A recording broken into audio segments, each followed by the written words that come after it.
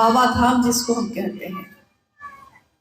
शिव के वैद्यनाथ रूप की पूजा होती है, यानी वैद्य मतलब जो प्रकृति से, जंगल से जड़ी बूटी, पत्ती, छाल, यानी शिव की ही प्रकृति में रहने वाले लोगों का इलाज शिव की प्रकृति से ही जो कर दे, वो वैद्य का भी वैद्य कौन है? तो वैद्य राज शिव, उसके रूप में उनकी पूजा होती है। आप चले जाइए उज्जैन, महाकाल। महाकाल एकमात्र शिव को कहा गया, उन्हीं का एक स्वरूप है, लेकिन महाकाल के रूप में उनका ये स्वरूप ये दर्शाता है कि काल भी जिनसे नियंत्रित होता है। हम आप काल से नियंत्रित होते हैं, लेकिन जिस काल के अधीन आकर ईश्वर को भी, भगवान को भी भोगना पड़ता है, अपने शरीर की जो भी क्रियाएं हैं, जो भी स्थिति है, परिस्थिति है, उसको धरती पे अगर अवतार में भी कोई आया है, इंसान के शरीर में आया है, तो उसके ऊपर काल लागू हुआ है। इसके उदाहरण है हमारे आपके बीच। आज जो भी शरीर में आए और आज भगवान के रूप में उनकी पूजा कर रहे हैं आप लोग, हो रही है, लेकिन जब वो अपने जीवन में रहे, इस शरीर में रहे, इस मानव तन में रहे, तो उनका जीवन कैसा रहा? चाहे वो भगवान राम हो, चाहे वो भगवान कृष्ण हो, लेकिन उनके जीवन में एक पल को भी सुख नहीं, एक पल को भी शांति नहीं, सुरक्षा नहीं। यानी काल के अंदर जो आया, शरीर आया, तो शरीर पे ये सारी चीजें लागू होंगी। लेकिन महादेव के लिए कहा गया कि जो काल के भी काल है, काल को भी जिससे डर लगता है, काल के भी जो महानियंत्रक हैं, उनका एक रूप महाकाल का है, और महाकाल के रूप में भी उनकी पूजा इस धरती पे होती है। आपने देखा होगा अघोर पंथ के भी बहुत लोग हैं जो अघोरी के रूप में, जैसा जब महाकुंभ होगा या कुंभ लगता है तो आप अखबार में पढ़ते होंगे या समाचार में सुनते होंगे कि अघोरी लोग जा रहे हैं स्नान के लिए, महास्नान के लिए जा रहे हैं। उनके भी एकमात्र आराध्य कौन है? इस रास्ते पे चलने वालों के भी, कपालिकों के भी, जिनके गले में मुंडमाल और हड्डी की माला होती है, उन कपालिकों के गले में जो ये चीजें हैं और जिस पद्धति से वो आगे बढ़ रहे हैं, उनके आराध्य कौन है? उनके आराध्य हैं महाअघोरेश्वर शिव, महाकपालेश्वर शिव। यानी इस धरती पे शिव के अनेक रूपों की पूजा होती आई है। नटराज शिव, नीलकंठ उमा के पति, उमा के पति के रूप में हम लोग अपने घरों में उनकी पूजा करते हैं। गृहस्थों के साकार आदर्श, यानी जो गृहस्थ आश्रम में हम आप रहते हैं, छोटे छोटे परिवार हमारे हैं, बच्चे हैं, माँ बाप हैं, गृहस्थ आश्रम, उसके भी साकार आदर्श कौन है? तो शिव है।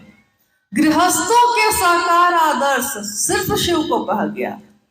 कोई माता पिता अपनी बेटी को अगर आशीर्वाद देता है तो वो यही कहता है कि उमा महेश्वर की जोड़ी बनी रहे। गौरी पार्वती, गौरी पार्वती अनेक नाम है उनके भी, और शिव के साथ जो उनका विवाह है, तो हम अपने बच्चों को उसका आशीर्वाद देते हैं, क्योंकि हमने देखा है कि ये शिव का परिवार एक ऐसा परिवार है जिसमें जाकर, जिसके नजदीक होकर आपके जो जन्मजात स्वभाव है वो भी तिरोहित हो जाता है, वो भी भूल जाते हैं आप। क्योंकि शिव की तस्वीरों में हम देखते हैं, तस्वीरें हम कहते हैं कि हमारा मन समझेगा, लेकिन इस धरती पे जो भी हम देखते हैं या सुनते हैं उसका असर हमारे आपके ऊपर होता ही होता है। तस्वीर लगी होती है महादेव की, उनके परिवार की। अब उस तस्वीर में क्या क्या है? महादेव चिता का भस्म लगाए बैठे दिख रहे हैं। ठीक है, हो सकता है ये भी किसी की कल्पना हो।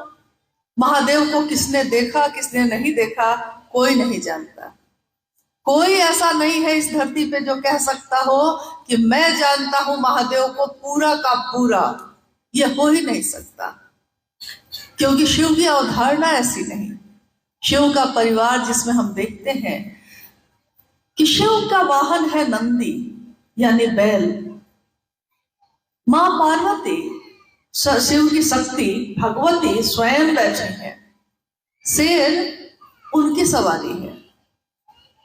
जंगल में जाइए तो शेर बैल को खा जाता है, यानी भोजन है उसका, उसी से उसकी भूख खत्म होगी, इतना जरूरी है उसके लिए। उनके पुत्र बैठे हैं, उनकी सवारी है। गणेश जी की सवारी है चूहा, कार्तिकेय जी की सवारी है मोर। मोर चूहा को खाता है, सांप को खाता है, और सांप चूहा को खाता है। यानी जितने भी लोग आसपास बैठे दिख रहे हैं इतने घोर शत्रु हैं एक दूसरे के कि सीधे खा ही जाते हैं, बचने का सवाल नहीं है। ऐसा नहीं है कि थोड़ी सी बात कह के छोड़ देते हैं या ठोकर लगा के छोड़ देते हैं, जी ना, पूरा का पूरा खा ही जाते हैं। ऐसा व्यवहार है जगत में। लेकिन शिव के भाव में जब बैठते हैं तो अपना जन्मजात स्वभाव भी भूल जाते हैं। शेर बैल की तरफ नहीं देखता, मोर सांप की तरफ नहीं देखता, सांप चूहे को नहीं देखता। सब कहाँ बैठे हैं? महादेव के भाव में। यानी अपने जन्मजात स्वभाव को भी भूल गए, अपनी भूख को भी भूल गए। शिव भाव के शिखर की तलहटी में ही ये साहब श्री की लिखी हुई पंक्ति है। शिष्यानुभूति, जिस किताब के बारे में अभी मंडल सर और भाई सुमेंद्र जी ने आपको बताया कि एक छोटी सी ऐसी किताब जब 1990 के दशक में साहब श्री ने लिखा था, उस किताब को प्रकाशित किया था। आप जानते हैं धरती पे कागज को छपवाने में पैसे लगते हैं। कोई किताब निकालिए आप, पैसे छपने में लगते हैं। लेकिन पहली बार इतिहास में किसी ग्रंथ पे, किसी पुस्तक पे मूल्य जो लिखा गया, आज तक ऐसा मूल्य कहीं नहीं लिखा गया। आप खोज लीजिए, आप जान लीजिए, जहां से पता करना है कर लीजिए। किसी पे ये मूल्य नहीं लिखा था कि मूल्य है आपका शिव शिष्य होना। ये मूल्य आज तक कभी लिखा ही नहीं गया, और ना ये किसी ने चाहा। मैं शिव का शिष्य बनूं, मैं शिव का भक्त बनूं, मैं शिव से वरदान प्राप्त करूं, मैं शिव की भक्ति करूं, ये तो सबने चाहा। लेकिन मैं तो शिव का शिष्य बन गया, हर व्यक्ति शिव का शिष्य बन सकता है, ये किसी ने नहीं चाहा। आज तक के इतिहास में कहीं ये बात नहीं आई। और हम आप तो इंसान हैं, हम एक दूसरे को खाते नहीं हैं। तब भी हमारा अगर जन्मजात स्वभाव नहीं बदलता है, इसका अर्थ है कि हमने शिव का साथ लिया ही नहीं है। शिव का साथ लेंगे तो कोई शत्रु यहाँ नहीं है, कोई पराया नहीं है, सब अपने। लेकिन एक बात याद रखिएगा, साहब की बोली हुई एक पंक्ति है कि गहरे प्रेम में भय पैदा होता है छोटी छोटी बातों से। गहरा प्रेम जब किसी से हो जाए, हमको किसी से हो सकता है, किसी व्यक्ति से हो सकता है, अपने बच्चे से हो सकता है, अपनी पत्नी से, अपनी बहन से, अपनी माँ से, अपने मित्र से, किसी से भी हो सकता है, यहाँ तक कि ईश्वर से भी हो सकता है। और गहरा प्रेम जब हो जाता है तो सिर्फ वही दिखाई देता है जिससे आपको प्रेम हुआ है। लेकिन उस प्रेम में अब वो इतना गहरा है कि छोटी छोटी बातें भय पैदा करती है। अब आप बेटा को बहुत प्यार करते हैं, वो रूठ गया है, मुंह फुला के बैठा हुआ है, आप बेचैन हैं, पूरी कोशिश करते हैं जानने की क्या हुआ है बउआ, क्या हुआ।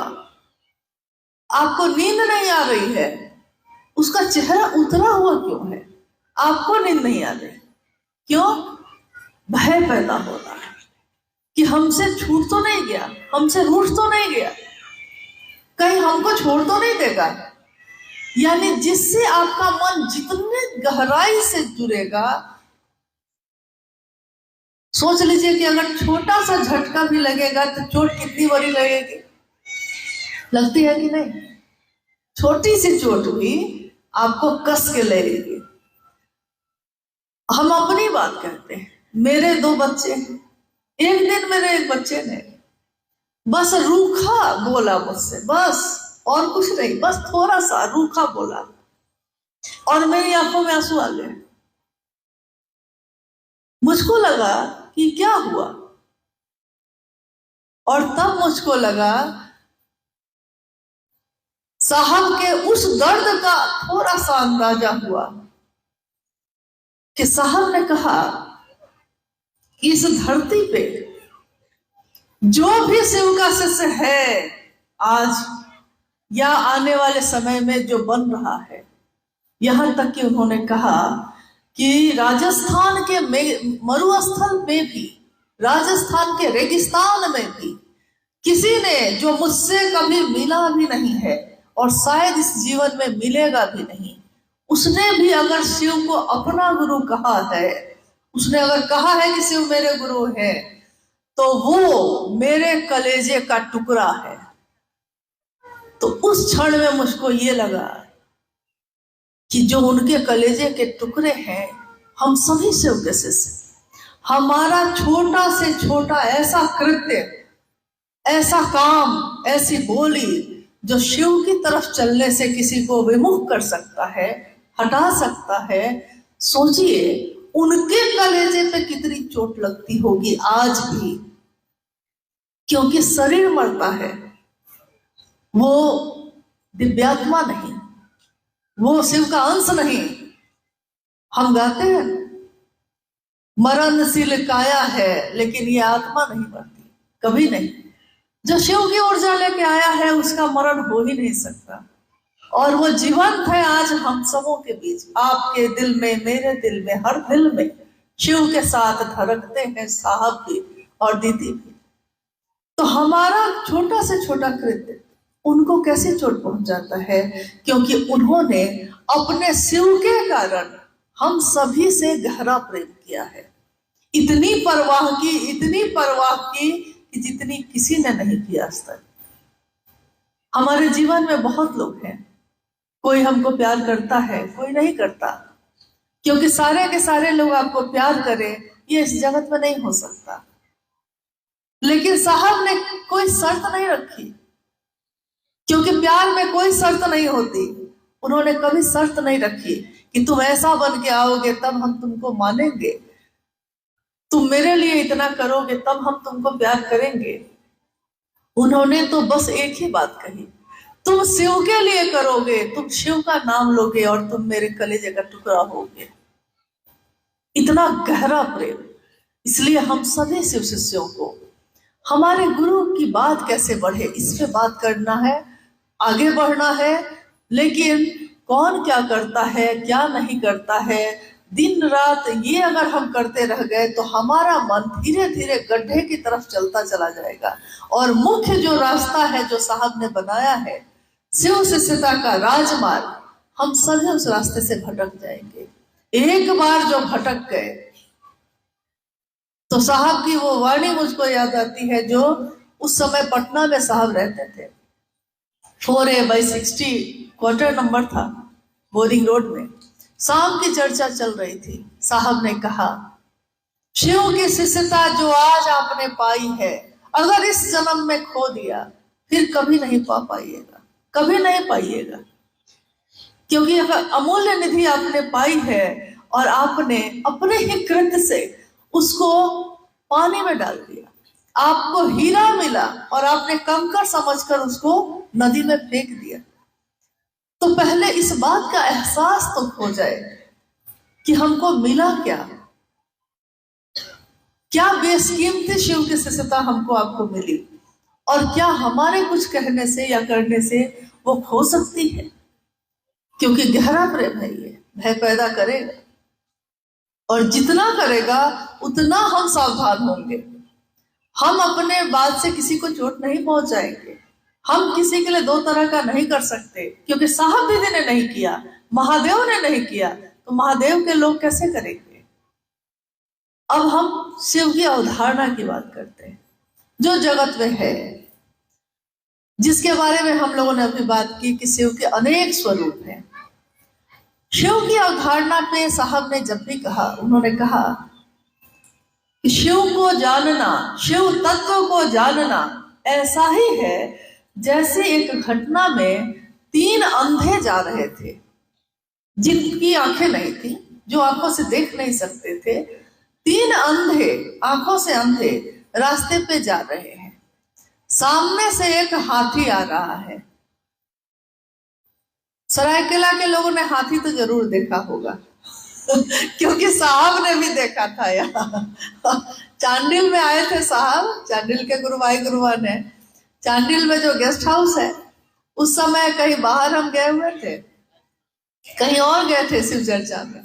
तो अचानक साहब से वार्तालाप हुई फोन पे, तो उन्होंने कहा कि आप उधर गई हैं, अब मैं चला चांडिल, घूमने जा रहा हूँ, गुरुभाई गुरुवानों से मिलूंगा, चला आऊंगा।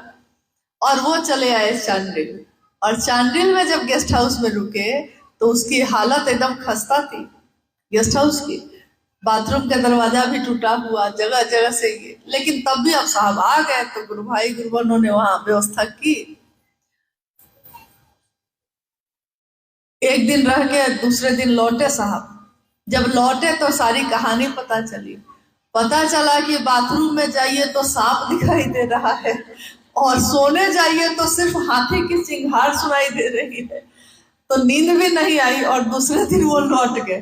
तो मैंने उनको कहा, हमको छोड़ के जाइएगा तो यही होगा देखिए, खैर ये तो प्रेम अधिकार ले आता है, और कोई बात नहीं। जब किसी से प्रेम हो तो बच्चे उससे अधिकार से बात करने लगते हैं, जैसा साहब शिव से करते हैं वैसे ही। तो हम बात कर रहे थे अवधारणा पे। साहब ने कहा कि वो 3 अंधे हैं, आंखों से दिखाई नहीं देता उनको, सामने से हाथी आ रहा है। तो जो आंखों से अंधा है, वो हाथी के एक के सामने हाथी का पांव आता है, तो वो आंखों से तो अंधा है, अब तो हाथ से छू के बताएगा ना कि कैसा है। तो किसी ने कहा ये हाथी की आवाज है। तो तीनों ने कहा कि हाथी कैसा होता है, हम लोग को आंख तो है नहीं, हम लोग देख नहीं पाए, छू के देखते हैं कैसा है। तो एक ने छुआ किसको, पांव को, हाथी के पांव को पकड़ लिया। दूसरे ने हाथी के सूंड को पकड़ लिया, और तीसरे ने हाथी के कान को। तो पहला बोला, हाथी कैसा है, खंभे के जैसा है। हाथी कैसा है, खंभा के जैसा है, क्योंकि उसको वही मिला तो खंभा है। दूसरा बोला, हाथी बहुत लचीला और मुलायम है, क्योंकि सूंड पकड़े हुए था वो, और इसमें ना शंकु जैसा है, मतलब इसमें अंदर से खोखला है। हाथी कैसा है, तो ऐसा है। और तीसरे ने हाथी का कान पकड़ा, तो उसने कहा हाथी पंखा के जैसा है, क्योंकि हाँ वो पंखा के जैसे हिल रहा है। तीनों झूठ नहीं बोल रहे थे, तीनों सच बोल रहे थे, लेकिन पूरा सच नहीं था ये। साहब ने यही कहा कि इस धरती के लोगों ने, दुनिया के लोगों ने शिव को जैसा समझा, शिव उसको वैसे मिले, लेकिन उसने शिव को उतना जाना जितना उसके पकड़ में शिव आए। तो किसी के पकड़ में महाकाल आए, किसी के महामृत्युंजय आए, किसी के महावैद्यनाथ आए, और किसी के पकड़ में जगत गुरु शिव स्वयं आए। कहते हैं कि गुरु शिष्य की तलाश करता है, गुरु शिष्य की तलाश करते हैं। सामान्यतः शिष्य गुरु की तलाश करता है। लौकिक जीवन में हम लोग के जो विद्यार्थी होता है वो अच्छा मास्टर मिले इसकी तलाश करता है, लेकिन पारलौकिक दुनिया में, आध्यात्म की दुनिया में गुरु ही शिष्य की तलाश करते हैं। ये सारी घटना जो आपने अभी सुनी मंडल सर से, शिव शिष्यता की पृष्ठभूमि, व्याप्ति, प्रयोजन। पृष्ठभूमि मतलब जो आज ये चीज दिख रही है, आज जो ये माइक दिख रहा है, इस माइक को बनने में क्या क्या लगा, इसमें कैसे बना, ये इसकी पृष्ठभूमि हो गई। व्याप्ति यानी आज जो ये दिख रहा है, और इस माइक का उद्देश्य क्या है, यानी इसके द्वारा ज्यादा से ज्यादा लोगों तक बात पहुंचाई जा सकती है। शिव के शिष्यता की पृष्ठभूमि में साहब श्री का जीवन, शिव के शिष्य हरिंद्रानंद साहब जी का जीवन, उसकी सारी घटनाएं हैं। उसकी व्याप्ति जब हुई है 1980 के दशक में, 1974 में उन्होंने शिव को अपना गुरु माना, 1980 के दशक में इसकी व्याप्ति शुरू हो गई और धीरे धीरे लोग शिव के तरफ आवेशित होने लगे। एक ऐसा चुंबक जहां धरती का हर आदमी खींचा चला जा रहा था। और 1990 के दशक तक आते आते पूरे भारत के शहर में, गांव में, पहाड़ पे, जंगल में, जहां न पहुंचे रवि वहां पहुंचे हैं शिव शिष्य। कहावत है कि जहां न पहुंचे रवि वहां पहुंचते हैं कवि। लेकिन यहाँ हम लोग देखते ये है कि जहां आपने सोचा भी नहीं होगा, वहां जब आपको अचानक कोई शिव का शिष्य हाथ में कंगन पहने मिल जाता है, तो आपको लगता है कि अरे गुरु भाई आप शिव के शिष्य हैं। लगता है जैसे कुंभ में खोया हुआ कोई भाई मिल गया हो, ऐसा एहसास होता है महादेव के कारण। तो जगत गुरु शिव की अवधारणा जब साहब ने कही, तो उन्होंने कहा कि जगत गुरु का अर्थ ही होता है कि गुरु, सदगुरु और जगत गुरु, तीन श्रेणियों में गुरु की श्रेणी है। गुरु जो शरीरधारी हो सकते हैं, वो आपको साधना बता सकते हैं, कर्मकांड बता सकते हैं, मंत्रों का जप बता सकते हैं। बहुत गुरु हैं जो कान में मंत्र देते हैं, उसके द्वारा वो ईश्वर की तरफ आपको बढ़ाते हैं। कोई साधना के द्वारा, कोई योग के द्वारा, कोई उपासना के द्वारा। आपने सुना कि शुरुआती दिनों में शमशान साधना और कब्रिस्तान साधना, यानी उसके द्वारा मंत्र का जप देकर, कोई मंत्र देकर, यानी गुरु किसी न किसी साधन का प्रयोग करके आपको शिव की तरफ आवेशित करते हैं। सदगुरु श्रेणी में कहा गया कि सदगुरु मात्र अपनी दया से शिव की तरफ आपको आवेशित कर सकते हैं। उनको कोई कर्मकांड करने की जरूरत नहीं। थोड़ा सा उच्च श्रेणी में चले गए, उच्च स्तर के संत सदगुरु, लेकिन है शरीर में वो, तो शरीर में है इसलिए उच्च स्तर पे तो पहुंच गए हैं, लेकिन शरीर में है तो कहीं ना कहीं एक न एक बंधन होगा ही होगा। तो उस स्तर पे गए हुए गुरुओं की श्रृंखला में हमने देखा है, और उदाहरण है ऐसे कि कोई ना कोई एक चीज वो आपके ऊपर लागू करेंगे। या तो आप ब्रह्मचारी बन के आइए, गृहस्थ आश्रम छोड़ के आइए, या आप सूर्योदय में उठिए और जो मैं कहता हूं सो करिए। कुछ ना कुछ, मांसाहार छोड़िए, शाकाहारी बनिए, या कोई बाध्यता इस जाति के, इस धर्म के, कोई ना कोई बाध्यता एक रहेगी। पसंद और नापसंद कुछ ना कुछ उनकी रहेगी, क्योंकि शरीर में रहने के लिए, शरीर इस धरती पे रहे, काम करे, इसके लिए कोई ना कोई एक चीज नहीं रहेगी, तो फिर वो शरीर में वो जीवात्मा रहेगी ही नहीं। यानी एक नियम है, कुछ लोगों को तो अपनी दया से महादेव की तरफ बढ़ा सकते हैं, लेकिन हर व्यक्ति को तो नहीं बढ़ा सकते। कुछ विशेष लोगों को बढ़ा सकते हैं, जो उनके दायरे में आएगा, जो उनकी शर्तों के अधीन आएगा, उसको तो वो बढ़ा सकते हैं, इतनी ताकत है। लेकिन हर जीवात्मा, हर मनुष्य आत्मा, पतन में गिरी हुई जो जीवात्मा है, जो पापी से पापी भी है और जो पुण्य से पुण्य भी है, जो विशिष्ट भी है, जो सामान्य भी है, जो अति सामान्य भी है। जनमानस में इस धरती पे रहने वाला हर व्यक्ति परमात्मा पथ का पथिक हो सकता है। ये आवाहन है साहब श्री हरिदानंद जी का। और उन्होंने जाना कि जगत गुरु शिव जब स्वयं गुरु हैं तो उनका शिष्य बन के हर व्यक्ति उस रास्ते पे चल सकता है, तो क्यों नहीं चले। उन्होंने कहा कि गुरु शंकर रूपिणम। रूपिणम क्यों? उन्होंने कहा कि महादेव जैसा गुरु होना चाहिए। गुरु कैसा हो? तो शंकर जैसा हो। साहब ने कहा कि जब शंकर वो शिव स्वयं है तो उसके जैसा क्यों, उसके जैसी की तलाश क्यों?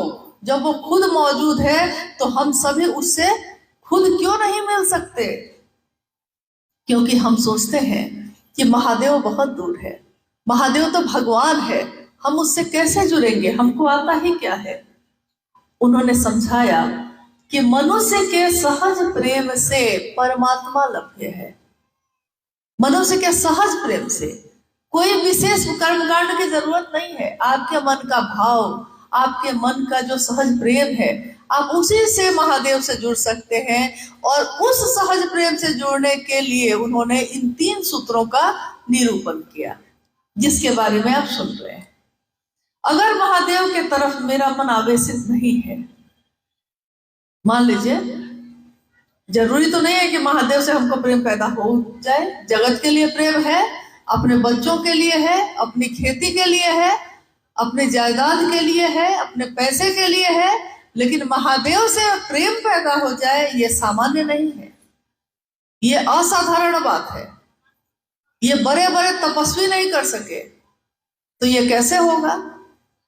साहब श्री ने बहुत ही सरल ढंग से इन 3 सूत्रों में उन चीजों का समावेश किया जिससे मेरा मन जगत में रहते हुए, अपने गृहस्थ आश्रम को संभालते हुए, खेती करते हुए, व्यापार करते हुए, नौकरी करते हुए, जीते मरते हुए, और उस स्थिति में भी शिव का हो सकता है,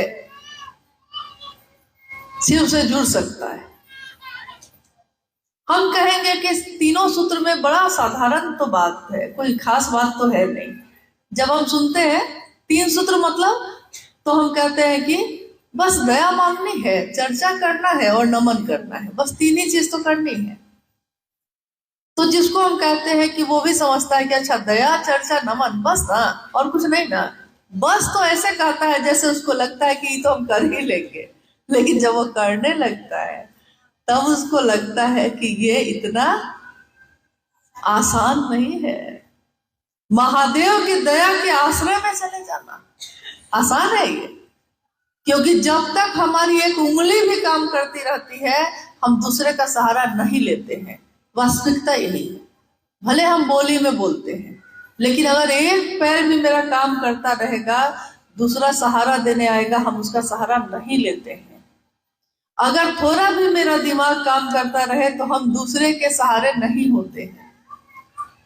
तिनके का सहारा भी जिस दिन खत्म हो जाता है तब सचमुच में मन मेरा शिव की दया के आश्रय में जाता है।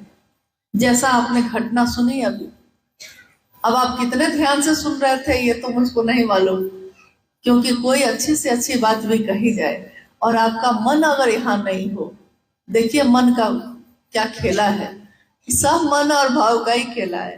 मन यहाँ नहीं हो, शरीर से आप यहीं बैठे हैं, लेकिन मन अगर आपका यहाँ नहीं है तो आपके मन में वो बात जाएगी ही नहीं, आपने सुना ही नहीं। ऐसा होता है कितनी बार, कोई आपसे सामने बैठ के बात कर रहा है और थोड़ी देर बाद आप कहते हैं कि क्या कह रहे थे आप, मेरा ध्यान कहीं और चला गया था। एकदम सामने बैठा है वो, यानी ध्यान कहीं और चला गया, तो आपने क्या कहा उसने नहीं सुना। तो यही है, तीनों सूत्रों में शिव की दया के आश्रय में चले जाना इतना आसान नहीं है। लेकिन अगर बार बार बार बार इसी बात को हम कहते रहे तो कहते हैं कि झूठ भी कहते कहते एक दिन साच बन जाता है, सच बन जाता है। शायद महादेव की ऐसी दया हो जाए, एक बार उनकी दया मिल गई तो कितने जन्म, कितने लोग कहते हैं भोग और मोक्ष, उसके तो अभिन्न रूप से दाता है वो शिव। कितने जन्म मेरे तर जाए, दया तो उनकी हो जाए, उनके लिए उनको चाहे ये तो हो जाए। महादेव की बात करते हैं हम लोग, कितने लोग कितनी बात करते हैं। जैसा अभी आप लोग को लगेगा, लेकिन ये गुरु का मंच है। चाहे वो चादर बिछी हो, चाहे वो मंच बना हो, हम उसको गुरु का मंच ही कहते हैं। नहीं, हम साप्ताहिक चर्चा में भी बैठते हैं तो हम लोग सामने एक चादर बिछा देते हैं और कहते हैं कि गुरु का मंच है ये, क्योंकि ये मंच आपने अपने मन में बनाया, ये मेरे गुरु का स्थान है। इस स्थान पे और लोग आएंगे बैठेंगे, लेकिन रहेगा यह स्थान मेरे गुरु का ही। तो जब हम इस मंच से प्रणाम करते हैं तो हम सभी की जिम्मेदारी है कि हम इस मंच से अपने गुरु महादेव को प्रणाम करें, और जिसने ये रास्ता बताया, जिसने ये पता बताया, साहब श्री और मां नीलम आनंद जी को प्रणाम करें। हम में से चाहे कोई आए जाए, लेकिन इस मंच पे व्यक्ति की स्थापना या व्यक्ति को संबोधित करके प्रणाम करना ठीक नहीं है, क्योंकि एक बार अगर ये शुरू हो गया तो फिर ये बढ़ता चला जाएगा और आप इसको रोक नहीं पाइएगा। इसलिए मेरा निवेदन है, अपने घर में अपनों से अपनी बात हो रही है तो हमारे अंदर अगर कुछ भी इधर से उधर हो रहा है तो हम लोग को उसी समय रोक देना चाहिए। तो मेरा निवेदन है कि आगे से कभी ऐसा हम लोग ना करें कि हाँ भैया आए हैं तो प्रोफेसर साहब आए हैं तो उनको भी प्रणाम, बरखा दी आई है उनको भी प्रणाम। हम सभी शिव के शिष्य हैं। आप एक बार में कह सकते हैं महादेव को प्रणाम, साहब दीदी को प्रणाम और सभी गुरु भाई गुरु बहनों को प्रणाम, क्योंकि हम भी वही हैं। जैसे ही आप किसी को विशेष बनाइएगा, महिमा मंडित करिएगा, तो वो सामान्य लोगों के साथ महादेव का काम नहीं कर सकेगा और इसमें मेरा ही पतन होगा। आप मेरा भला नहीं करेंगे, आप मेरे लिए बहुत बुरा कर दीजिएगा। साहब दीदी का साथ लेना है, चलना है, काम करना है हम लोगों को, और एक एक घर में शिवशिष्टता का दिया जले, ऐसा करना है। सरायकेला जिला और टाटा जिला, जमशेदपुर जिला, दोनों एक दूसरे से जुड़ा हुआ जिला है। हमेशा इस जिले के लोग एक दूसरे के यहाँ जाते आते रहे हैं, आज भी ये सिलसिला कायम है। महादेव की दया रहे कि हमेशा ऐसा ही रहे, एक ऐसा सुंदर परिवार जिसमें लोग एक दूसरे से मिलते जुलते रहे, अपने महादेव का काम बढ़ाए। एक निवेदन और है कि आपके जिले में कम से कम इतना तो हो गया है कि लोग शिव के गुरु स्वरूप के बारे में जान गए हैं, लेकिन बहुत ऐसे राज्य हैं, बहुत ऐसे जिले हैं जहां अभी तक शिव का संदेश नहीं पहुंचा है। अभी भाई विमल जी जब आप आए थे, बात कर रहे थे, उन्होंने एक जगह का नाम लिया, शायद आपने सुना कि नहीं, विशाखापत्तनम। विशाखापत्तनम आंध्र प्रदेश में एक शहर है। आंध्र प्रदेश जो राज्य है, झारखंड राज्य में जैसे हम लोग सरायकेला में है वैसे ही, और महत्वपूर्ण शहर है। बहुत वर्षों से कुछ गुरुबहनों ने, कुछ लोगों जो गुरुबहन है सिर्फ वहां, उन लोगों ने शिव की शिष्यता का दिया जला के रखा है, लेकिन उनको मदद की जरूरत है, क्योंकि उनके यहाँ ऐसे लोग नहीं कोई जा रहे हैं जो उनके साथ मिलकर महादेव का काम बढ़ाने में उनकी मदद करें। साहब ने कहा हमेशा कि कील ठोका हुआ है उसी को ठोकने आप बार बार जाते हैं। जहां शिष्यता बढ़ चुकी है वहां बार बार जाने की बहुत जरूरत नहीं है। अगर वहां लोग खड़े हो गए हैं तो उन्हीं को मजबूत करिए, आगे बढ़िए, वो लोग आगे बढ़े, वो लोग दूसरों को मजबूत करें, दूसरे भी आगे बढ़े। और आप जो अब ये काम कर चुके हैं, अब आप दूसरी नई जगह पे जाइए, वहां जहां जरूरत है आपकी। जो शिव के नाव पे बैठ गए वो तो भवसागर पार कर ही जाएंगे, लेकिन उनका क्या जो अभी भी तट पे खड़े हैं और इंतजार कर रहे हैं कि कोई आएगा और मेरे, क्या ये बोलते हैं सुमेंद्र जी, कोई आएगा मेरा सोया भाग्य जगाएगा। कौन? हाँ, कोई आएगा मेरे गांव में और ऐसा होगा। निवेदन है मेरा एक, क्योंकि अब हम लोग थोड़ा सा, हमको लगता है ऐसा, अब आपको क्या लगता है कि अब हम लोग पहले क्लास में नहीं रहे, कुछ क्लास तो ऊपर आ ही गए होंगे महादेव की दया से, साहब दीदी की दया से। तो अपने जिला के काम को तो हम लोग संभाले ही, और हम लोग उस जगह को भी संभालें ये लोग जा रहे हैं, आपके जिला के कुछ लोग जाते रहे हैं, विमल जी, सुषमा जी जाते रहे हैं। मेरा निवेदन है कि आप में से कुछ और लोग भी इस काम को अगर कर सकते हैं तो जो मदद हम लोग की भी हो सकेगी हम लोग करेंगे, ताकि उस जगह पे महादेव का दिया जले, महादेव का झंडा बुलंद हो, उन लोगों को मदद मिले। अगर आप में से कोई जा सके, आपस में टीम बना के, ग्रुप बना के, हर जगह के लोग नई नई जगहों पे जाते हैं, क्योंकि गुरु का काम यह है कि हम उसके दिल में जलाएं जिसके दिल में नहीं जला है। जिसके दिल में जला है वो अपने दिया में तेल डाल लेगा, लेकिन वो नहीं जो जुड़ा ही नहीं है। तो ये एक आग्रह है, ये एक निवेदन है, इस पे आप लोग गौर करिएगा। और हम लोग इसकी उम्मीद करते हैं कि शायद कुछ महीने में हम लोग ये देखें कि आपका जिला सरायकेला और टाटा जिला मिलके उस जगह पे इतना काम कर ले कि हम लोग ये कार्यक्रम वहां करें, तब हम शिव शिष्यों का, गुरु का काम होगा।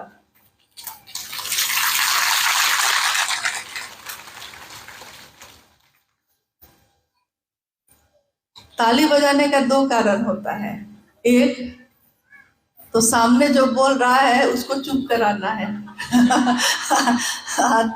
या फिर हाँ ठीक है, या फिर मन में आह्लाद आया है तो दूसरा कारण है ना, पहला नहीं ना आइए हम लोग जिज्ञासा पे कुछ बात कर लेते हैं। जिज्ञासा है कुछ आई हुई? आप में से भी कोई कुछ कह सकते हैं, कुछ कहना चाहते हैं तो? कोई बात आपके मन में पैदा हुई है, तब जिज्ञासा वही होती है जो मेरे मन में पैदा हो। पढ़ के देखा देखी बोलना तो सब कोई करता है, सचमुच में मेरे मन में क्या बात पैदा हुई वो बोलना चाहिए। और अगर नहीं पैदा हुई तो इससे अच्छी बात और कुछ नहीं हो सकती। शिव से प्रेम हो जाए तो कोई जिज्ञासा होगी, उसके बाद तो कोई प्रश्न ही नहीं रहता, न तर्क है न प्रश्न है, कुछ नहीं। हाँ बोलिए भाई।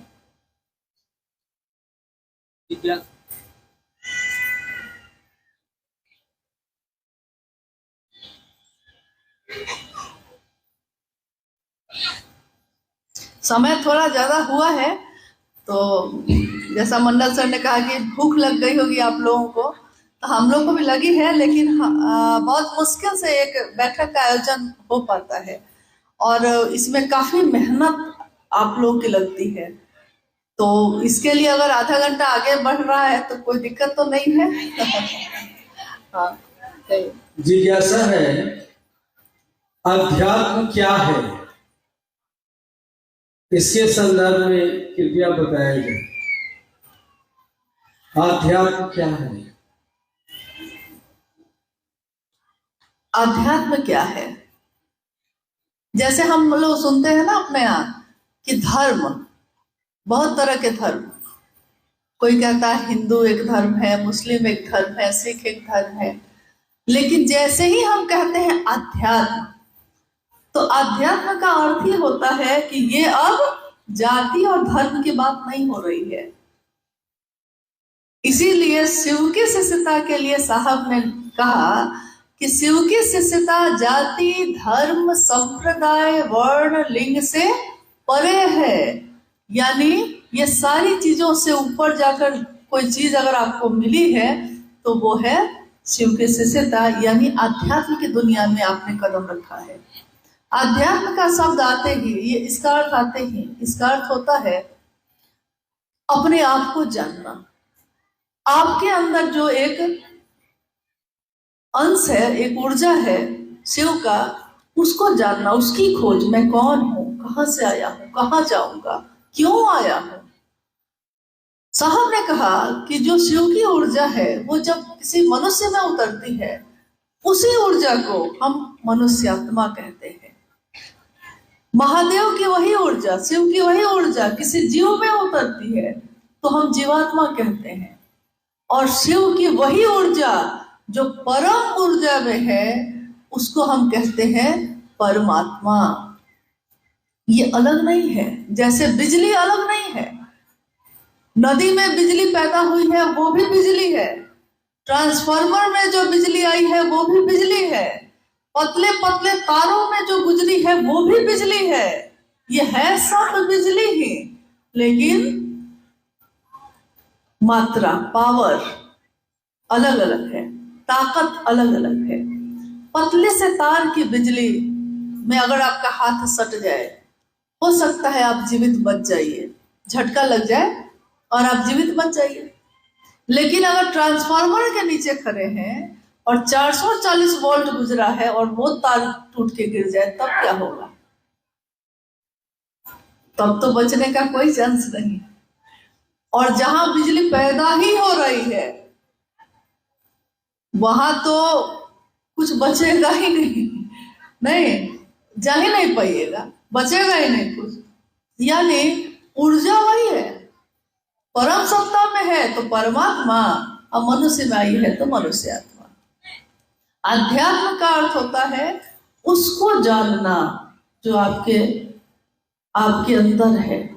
साहब ने कहा कि ये बताइए, एक गुरु भाई ने पूछा उनसे कि हम कौन है, मतलब ये जो मैं है, ये जो बात हो रही है, ये है कौन?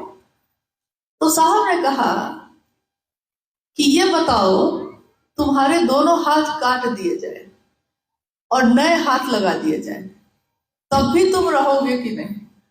तो बोला वो गुरु भाई, हाँ हम रहेंगे। फिर साहब ने कहा कि आंखें अंधी हो जाएं और कोई दान कर दे आंख का और ऑपरेशन करके आंख लगा दी जाए तुमको, अब दूसरे की आंख है ना तुम्हारे आंख में, लेकिन तब भी तुम रहोगे कि नहीं? तो हाँ रहेंगे। साहब ने कहा पूरे शरीर का अंग अंग बदल दिया जाए, सब कुछ बदल दिया जाए, तब भी तुम रहोगे कि नहीं? उसने कहा हाँ तब भी हम रहेंगे। साहब ने कहा ये जो बोल रहा है कि मैं रहूंगा, ये कौन है? जो शरीर नहीं है लेकिन ये बोल रहा है अंदर से। 2 मिनट पहले नहीं पता है क्या बोलेंगे, ये जो अभी बोल रहा है ये कौन है? ये हम है। तो मेरा अपने से ये परिचय तो पहले था ही नहीं। आपका अपने से ये परिचय था। आप जब जाते हैं लोगों से बात करने, लोग तरह तरह की जिज्ञासा करते हैं और आपके मुंह से उत्तर निकलने लगता है। आपने कोई किताब नहीं पढ़ी, आपने कोई शास्त्र ग्रंथ नहीं पढ़ा है, आपको इसका उत्तर नहीं पता था, लेकिन उसने पूछा है तो आप उत्तर दे देते हैं और सामने वाला संतुष्ट हो जाता है और महादेव को गुरु मान लेता है। ये जो वो संतुष्ट हुआ और ये जो आपके मुंह से निकला, ये कौन बोल रहा है? ये आप है या आपका वो मन है जो शिव से अब जुड़ा हुआ है? अब ताकत आपकी हमारी काम नहीं कर रही है, अब ताकत किसकी काम कर रही है?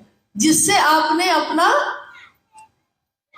एक आम भाषा है, साहब हमेशा इसका प्रयोग किए, टेकुआ।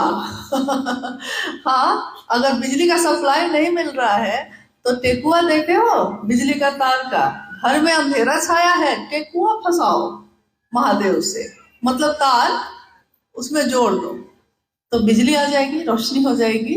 तो उन्होंने कहा कि अब आपकी ताकत नहीं काम कर रही है, अब उसकी कर रही है जिससे आपका मन जुड़ा है।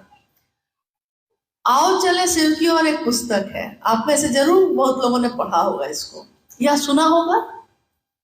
आप में से कितने लोगों ने पढ़ा है इसको? अच्छा ठीक है, अब बताइए, मेरी जिज्ञासा है। एक पंक्ति है लिखी हुई साहब की, सारी पंक्तियां तो उन्हीं की लिखी हुई है, आओ चले शिव की ओर ही उन्हीं का लिखा हुआ है, लेकिन एक पंक्ति है जो उन्होंने लिखी है कि मनुष्य की शारीरिक शक्ति से बलशाली होती है उसकी मानसिक शक्ति, और मानसिक शक्ति से भी बलशाली होती है उसकी आध्यात्मिक शक्ति। ये पंक्ति किस आलेख में लिखा हुआ है? शुरू में ही है, ध्यान में है? ध्यान में किसी के है? नहीं।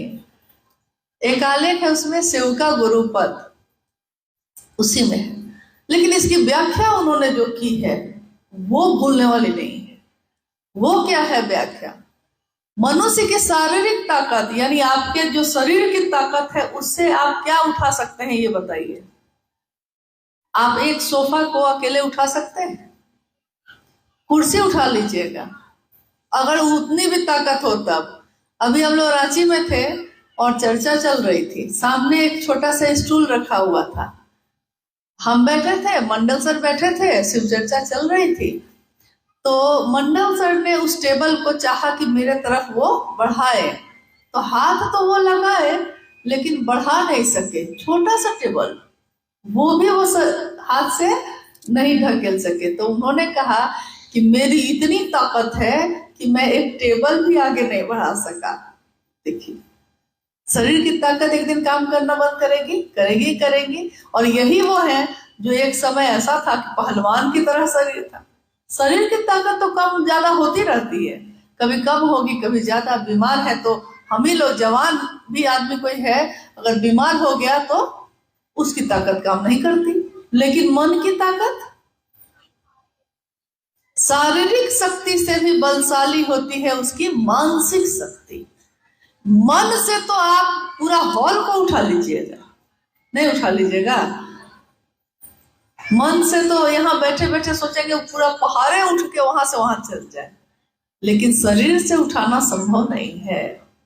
और वो मन, अगर उस मन का जुड़ाव जिसमें इतनी ताकत है, उस मन में ही इतनी ताकत है कि कोई कल्पना करता है कि चंद्रमा पे जाएगा एक दिन, और आदमी जाता है, मंगल पे जाएगा, जाता है, गया है, जहां कोई सोच भी नहीं सकता था। वो सारे काम इंसान ने किए हैं और उसकी कल्पना में था। कभी ये कल्पना में सोचा होगा कि हवाई जहाज बनाएंगे, कल्पना में सोचा होगा कि इतना बड़ा घर बनाएंगे, लेकिन एक दिन जो कल्पना यानी मन में थी वो सामने फिर आई ना। मन में ताकत तो है, बहुत ताकत है, लेकिन उस मन का जुड़ाव अगर शिव से हो जाए, आध्यात्म जिसपे हम लोग बात कर रहे हैं, आध्यात्मिक हो जाए, तो मन मानसिक शक्ति से भी बलशाली है आपकी आध्यात्मिक शक्ति। अब जो है, अब सोच लीजिए कि आपका मन जिससे जुड़ा है, अब आपके मन की ताकत उसके जैसी है। क्या हम लोग कभी सोचते हैं साहब श्री हरिंद्रानंद जी एक शरीर में आए, दुबले पतले, सामान्य जीवन जीते हुए, लेकिन उनकी मानसिक शक्ति का अंदाजा लगा लीजिए, उनकी सोच में की ताकत का अंदाजा लगा लीजिए, उनकी सोच में क्या ताकत है, उनकी मानसिक ऊर्जा का क्या ताकत है। कल शाम में हम लोग कुछ गुरु भाई लोग थे जो बैठे थे, तो मेंटल फोर्स की बात हो रही थी, मानसिक ताकत की क्या बात हो रही थी। जिसकी मानसिक शक्ति एक दुबले पतले शरीर में रहते हुए इतनी है कि वो चाहे तो मौसम बदल देता है, वो चाहे तो आप क्या करेंगे अपने जगह पे, इसका नियंत्रण उनके पास है। ये अनुभूति है हम लोगों की। हम लोगों ने सोचा कुछ, उन्होंने करवाया कुछ। यानी मानसिक शक्ति इतनी बलशाली कैसे हुई? क्योंकि वो आध्यात्मिक शक्ति से जुड़ी हुई है, तो उसकी अपनी एक ताकत है। और जब आध्यात्मिक शक्ति इतनी बलशाली होती है, आध्यात्मिक तो छोड़िए ना, मानसिक का एक उदाहरण साहब ने दिया था उस समय, मानसिक उदाहरण, मानसिक ताकत का। एक घर में एक व्यक्ति जो लकवा मार गया था उसको, और 4-5 साल पहले लकवा मारा था, अपने घर में खाट पे वो बेचारा पड़ा रहता था, क्योंकि उसका शरीर हिल भी नहीं सकता था। लोग उसको खाना खिला देते थे खटिया पे आके, और सारे काम उसके कोई ना कोई, किसी न किसी पे आश्रित रहना पड़ता था। एक दिन गांव में आग लग गई। कभी कभी गांव में आग लगती है तो जैसे झारखंड या छत्तीसगढ़ ये सब के जो गांव है, तो उसमें बहुत सट के घर नहीं बना हुआ है, एक घर यहाँ है तो दूसरा घर वहां है, बहुत नजदीक नहीं बना हुआ है। लेकिन आप बिहार चले जाइए, उत्तर प्रदेश चले जाइए, तो वहां एक ही दीवार में 2-2 घर बना हुआ है, इतना नजदीक नजदीक है। तो अगर एक घर में आग लगेगी तो एक साथ 10 घर में आग लग जाती है। तो आग लगी गांव में और धीरे धीरे आग वो फैलती चली गई। जब आग लगी तो सब अपने प्राण बचाने के लिए भागे, स्वाभाविक है, वो भी भागेगा, लेकिन वो भागेगा कैसे? क्योंकि उसका शरीर तो हिल भी नहीं सकता था। घर के लोगों को याद भी नहीं रहा। आग इतनी तेजी से फैली कि घर के लोग अपना प्राण बचाने के लिए भागे। किसी को होश नहीं रहा कि वो व्यक्ति जो खाट पे पड़ा है वो तो असहाय है। लोगों ने देखा, गांव के लोगों ने देखा कि जो 4 सालों से हिला भी नहीं था वो भागा जा रहा था, क्योंकि वो समझ गया कि कोई मेरी सहायता नहीं करेगा।